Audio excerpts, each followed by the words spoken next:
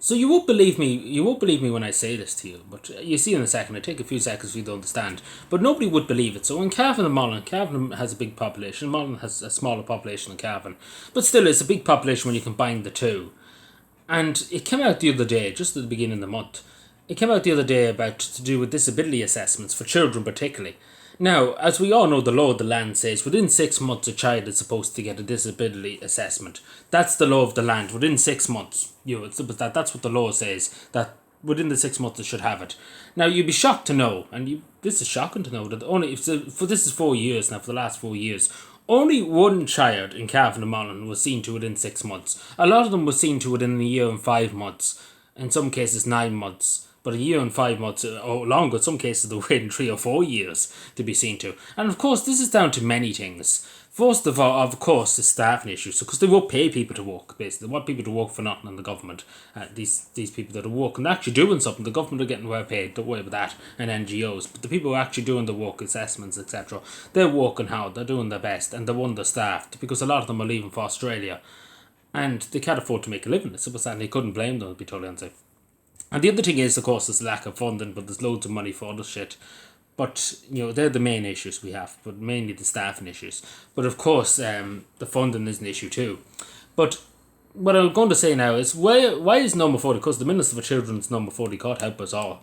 But number 40 should have been sacked long ago. Like, she's no addition to anybody. The same as the government, they're no addition to anybody. They're fucking useless. You'd be better off getting a Pananda or something into government fucking ministry of children, because it absolutely is disgusting that we live in the country, which one of the richest countries in the world, just to say, where they can't do this within 6 months.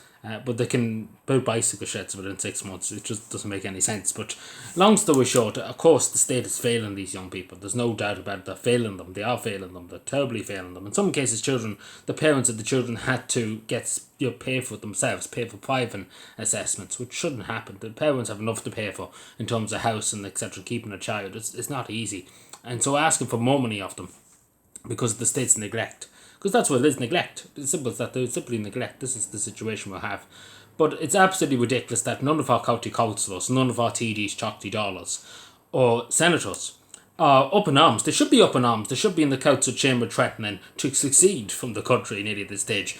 That's what they should be nearly doing at this stage, because it's absolutely ridiculous. Like, no county councillors nowhere to be found. They should be, like, literally on social media tearing Norma Foley a new one. Like, they should be pretty much doing that every day of the week. But we hear crickets. I hear crickets. I hear a few of them yapping in the Dáil about it. But at the end of the day, there's nothing being done about it. They won't say anything against the government. They sit there saying, oh, how terrible and all that. But they won't be like to number 40, cop yourself on or get out. That's what they should be saying to. But none of them are willing. None of them are willing to say boo. Like, this is the problem we have. We have councillors and TDs who are truly too afraid to say boo to anything. It's simple stuff, but when it comes to their pay, don't worry, they say boo very quickly. But it's absolutely ridiculous, and I feel so sorry for children, because obviously with somebody with dyslexia, etc., when you have disabilities or special needs, etc., or you have, like, again, this could count for leg difficulties, other difficulties walking, other difficulties like that too. But as somebody that's dyslexic too, you can kind of relate to people, even with people with disabilities and wheelchairs, etc., because it does affect you. It affects you in life. It does. Regardless if you're on a wheelchair or walking age, you have your lack of ability moving, etc. Your people with dyslexia understand that, because we have, you take for that, we have an autism. You understand it because you lack some of that stuff too. What I mean by that, not the physical ability, but in terms of the mental ability to take, to process stuff, etc. You kind of lack that compared to a normal person. But I do think it's a gift in the way too. You're special, you're unique, and that's what I would say to people. Don't really get yourself down. Any child particularly, don't get yourself down. If you're suffering from disability, you're special. Don't worry at all. Don't feel out. That's what I say, because so many children do probably feel out when they have disabilities and stuff, and especially when it's not properly recognised what they have, what exactly is the problem. And this is what these assessments do. They tell you exactly what is the issue, what's causing all this, and that's the thing. And it's important that people know that, and the teachers and the activities up in school, they know what assessment, what needs do they need, what resources do they need. Because it's only by doing the assessments that people know what resources should we give this person, say for example a boy or a girl, if they need, say extra help getting, into places in the school, etc. Because this all needs to be planned out, etc. Because they can't just turn up and have it on day one. There needs to be assessment done for that to happen. and for other cases like that. But it's absolutely just it's disgusting. It really, really is disgusting. And as it says here too, that so many families feel just disheartened. I suppose fucking fed up is the best way to put it too. About the whole fucking system, because the system's just too fucking complicated and the system's just fucking out to get you, basically what I'm trying to say, because the system itself seems to be what the fuck over people in every conceivable way. But yeah, this is just great country we live in this country, don't it? But yeah, it's a terrible thing. It really, really is a terrible thing. And sadly, the next election, the same old people be elected again, because nothing has changed. Again, this has been the last 4 years in this case. Nothing has been done.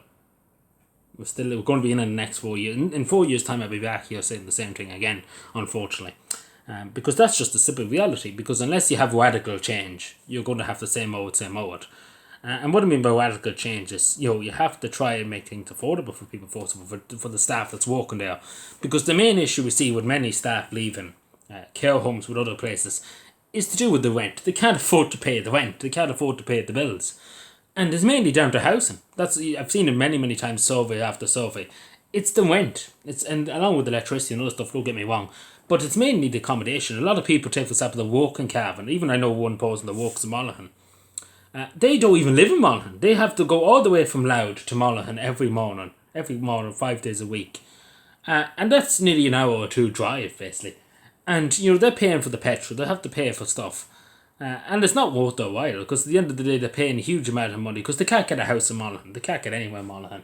So that's why they're in Loud. And they're still paying an awful lot of money. They're paying nearly 1,600 or something a month, which is insane. And near Dundalk. Not even in the town itself, outside Dundalk. And they're paying 1,600 and something a month. For a small, apartment. That's what it is. And the 1,600, and they were going to get a place in Monaghan, which was nearly 2,000 a month, just to say, in Monaghan town, near enough where they would walk. But at the end of the day, they were forking out another 400 a month just for that place. And it's not luxurious. We're talking about just an only bog standard house. We're not talking about on the Riviera or something like that. We're talking about just an only house. But it's absolutely insane. And I wouldn't blame that woman. She's only probably walking in the last 4 or 5 years. And she's seen so many of her friends that she got to know left for Australia to get more money in this services. But in this country, she's getting fuck all. And she probably will eventually leave, unfortunately. And she's a good woman. She does her job. She does her best, and that's all you can ask of anybody. But it's good of her to to go all that way every morning. It's a long journey, 2 hours back and forth. That's nearly 4 hours. That's a lot of time out of your day to go back and forth to Monaghan to deal with this. It's not fair. Anyway, let me know what you take. Subscribe for more and bye.